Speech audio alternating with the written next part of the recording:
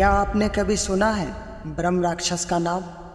यह सिर्फ एक मिथक नहीं बल्कि एक डरावनी हकीकत है।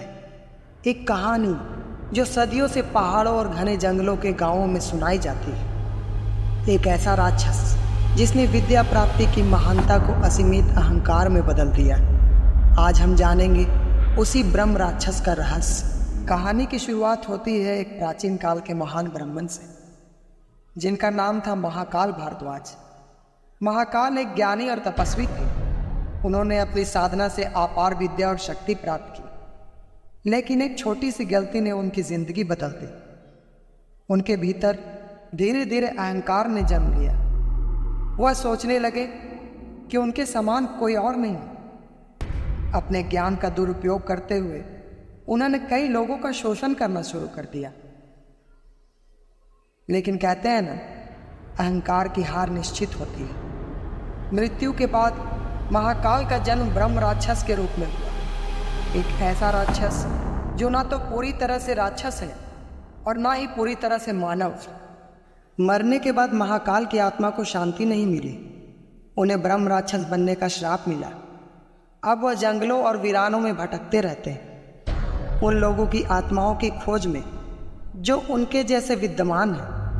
कहते हैं जब वह गुस्से में आते हैं तो उनकी आंखों से आग की लपटें निकलती हैं और उनके शरीर से डरावने काले धुएं का बादल उठता है। सदियों बाद उसी गांव में अचानक कई लोगों की रहस्यमय ढंग से गुमशुदगी की खबर आने लगी। गांव के लोग कहते हैं कि उन्होंने रात के समय ब्रह्म राक्षस को देखा है। कुछ लोगों ने तो उनकी भयानक आवाज़ें भी सुनी जो कानों को चीरती हुई आती हैं।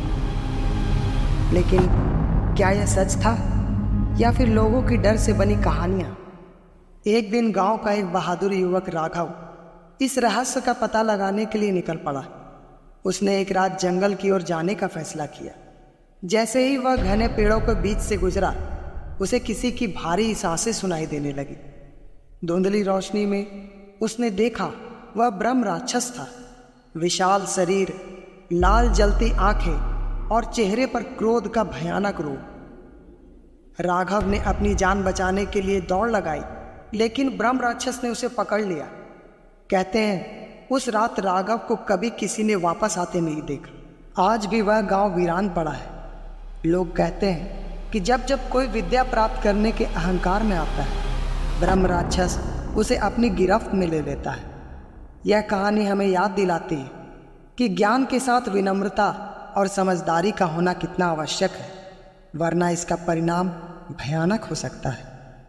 तो क्या आप कभी उस गांव में जाने की हिम्मत करेंगे जहां ब्रह्म राक्षस का साया अब भी मंडराता है? अगर आपको यह कहानी पसंद आई हो तो हमारे चैनल को सब्सक्राइब करें और ऐसे ही रहस्यमयी कहानियों के लिए बेल आइकन को दबाना ना भूलें। अगली बार फिर मिलेंगे एक और रहस्य के साथ।